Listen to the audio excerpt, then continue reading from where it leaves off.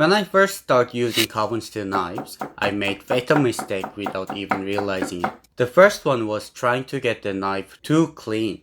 I didn't want to leave a single trace of food or acid on the blade. So I used a heavy soap and scrub it hard. Little did I know, I was scrubbing away the patina, the knife's natural shield. I thought I was cleaning it, but I was actually striping it naked, making it the perfect target for red rust. The second one was trusting my kitchen towel too much. I wiped the water off and put it straight into the sheet. But even after wiping, microscopic imperfection of the steel. When I saw those orange spots the next morning, I was baffled. I couldn't figure out what I did wrong because I truly believed I had taken good care of it. I will show you the surest way to keep the precious patina and block the rust completely. Let's get started. The solution is simple. The black patina we are making today sits on top like a shield. Today, I will show you how using three things: cola, instant coffee, and ferric chloride. The red rust we hate digs into the steel like cancer. We are going to use controlled corrosions. I will walk you through everything from simple household method to professional techniques. Before dipping your knife,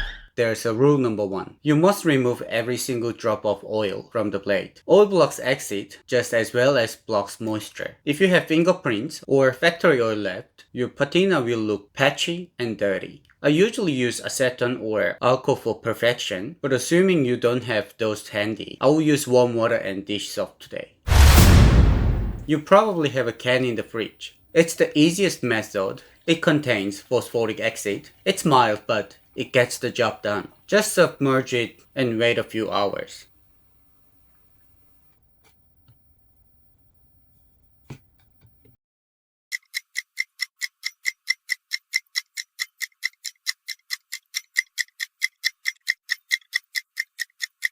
The result? Light gray finish. It's decent, but honestly, it gets sticky and cleanup is annoying. Good for beginners, but not my personal favorite.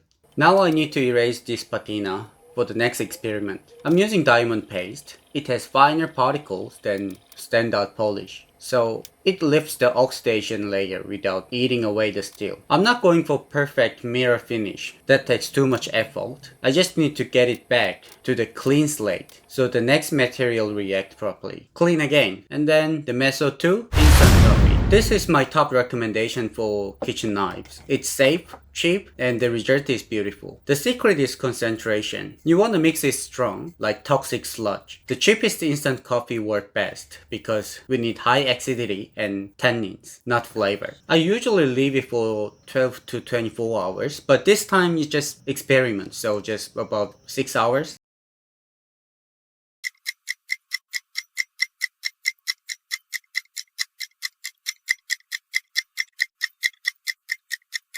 The result? A deep dark gray shield. Depending on the steel, you might even see blue or rainbow hues along the cladding line. It looks very natural. The coffee patina is much darker than the cola. Time to reset one last time. Doing it by hands is a little bit tough and takes more time, so this time I'm not gonna make it perfect. But if your patina gets ugly later on, just scrub it off properly and start over. The last one, ferric chloride. Now we are entering the professional territory. This is what knife makers use to reveal Damascus pattern. This stuff is powerful. You must dilute it with water and wear gloves. The reaction is instant. We are taking seconds or minutes, not hours.